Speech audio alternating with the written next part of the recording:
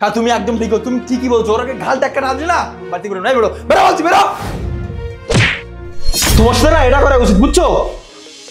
আরে আমার আমার আমার হাতে কাজ করতেছে না, কি হয়েছে? কাজ কাজ করতেছে না মানে? এই তোমার কি হয়েছে? এইখানে বসে বসে ছেলের টাকা দিয়ে মিষ্টি করে চিনি দিয়ে চা খাওয়া হচ্ছে না?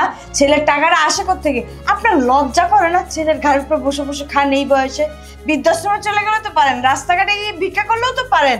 তা না করে এই সংসারে আমার ঘাড়ের উপর বসে বসে খাচ্ছেন। আপনাদের মতো বয়স্ক লোকদের না জুতা পিটা করা উচিত। এই কি হচ্ছে এখানে? অফিসের সময় চিল্লাপাল্লা করছো কেন? এই দেখো না, তোমার বাবা সারাদিন বাসায় বসে বসে তো কোনো কাজ নেই, পেপার পড়বে আর কতক্ষণ পর পর বৌমা আমাকে এইটা বানিয়ে দাও, ওইটা বানিয়ে দাও, ওইটা খাবো, ওইটা খাবো। আর কি করে? সে বেশি করে চিনি দিয়ে চা খায় বসে বসে, যেন ডায়াবেটিসটা বেড়ে যায়। এই ডায়াবেটিসটা যে বেড়ে যায় তখন এই ডায়াবেটিসের ওষুধের টাকাটা কে দেয়? তোমারই তো দিতে হয়। এটা কি তোমার বাবা বোঝে? তোমার বাবা যদি বুঝতো তাহলে এখানে বসে বসে এই দেখো রং চা খাচ্ছে, তাও বেশি করে চিনি দিয়ে। এটা কি উনি বুঝে না কিভাবে তোমার অন্ন ধ্বংস করবে? সারাদিন সেই ধান্দা করে। এসব বয়স্ক লোকদের জন্য না বৃদ্ধাশ্রম একদম ঠিক আছে। কেন যে বাড়িতে রাখছো ওনাকে আমি এইটাই এখনো বুঝতেছি না। চুপচাপ ওনাকে বৃদ্ধাশ্রমে দিয়ে আসো। এই যে বাবা, তোমার সমস্যা কি? তোমার সমস্যাটা কি বলো তো? প্রত্যেকটা দিন তোমার মুখে তোমার বৌমা প্রত্যেকটা দিন তোমার কমপ্লেন করে। সমস্যা কি তোমার? তোমার সারাক্ষণ খেতে হয়, বলো সারাক্ষণ খেতে হয়। বয়স তো হয়েছে, এখন খাওয়া কন্ট্রোল করতে পারো নাকি? এই সারাক্ষণ চা দিয়ে চিনি খাওয়া বেশি করে। ড্রাইভার কিনবে, ডায়াবেটিস তখন তো আমাকে দেখতে হবে, আমার টাকা খরচ হবে, তাই না? এগুলো কেন করো বলো তো? এগুলো কেন করো? হ্যাঁ বুঝতে চাও তুমি আমার বাসায় কি জন্য পড়ে আসো? আমার বাসায় কি জন্য পড়ে আসো বলো তো? কি জন্য পড়ে আসো? হ্যাঁ আরে এখানে দাঁড়িয়ে দাঁড়িয়ে কি ওনাকে ভাষণ শোনাচ্ছ? উনি কি ভাষণ শুনে এমনি এমনি বেরোবে? ওনাকে ঘাট ধাক্কা দিয়ে বের করে দাও, এটাই হবে ওনার জন্য উচিত শিক্ষা। হ্যাঁ তুমি একদম ঠিক, তুমি ঠিকই বলছো। ওরাকে ঘাল টাক্কা না দিলে না বাড়তি করে নাই, বেরো বেরো বলছি, বেরো। তোমার সাথে না এটা করা উচিত, বুঝছো?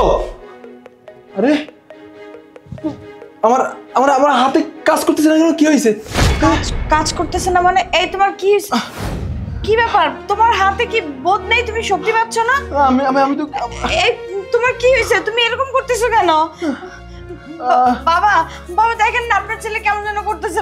বাবা আপনি এদিকে আসুন, দেখুন আপনার ছেলের হাতে কি যেন হয়েছে, বোধ পাচ্ছে না। ও বাবা, বাবা একটু কাছে আসো বাবা। বাবা বাবা বাবা বাবা আমি অন্যায় করছি বাবা, অনেক বড় অন্যায় করে ফেলছি বাবা, তুমি মাফ করে দাও বাবা। আরে বাবা আমি তো কোনো অভিশাপ দেই নাই বাবা। আল্লাহ আল্লাহ তুমি রহম করো। আল্লাহ কি হলো বাবা দেখছেন আপনার সাথে আমরা খারাপ ব্যবহার করছি, আপনার ছেলে আপনার গায়ে হাত তুলছে, তার প্রতিদান আল্লাহ আমাদের সাথে সাথে দেখিয়ে দিয়েছে। আপনি আপনার ছেলেকে দোয়া করে দিন বাবা, ও যেন সুস্থ হয়ে যায় বাবা। আমি না হলে কোথায় গিয়ে দাঁড়াবো বলেন? স্বামী ছাড়া একটা মেয়ে কি করতে পারে আপনি বলেন বাবা? আমাদেরকে ক্ষমা করে দিন বাবা, নাহলে আমরা তো মরেও শান্তি পাবো না।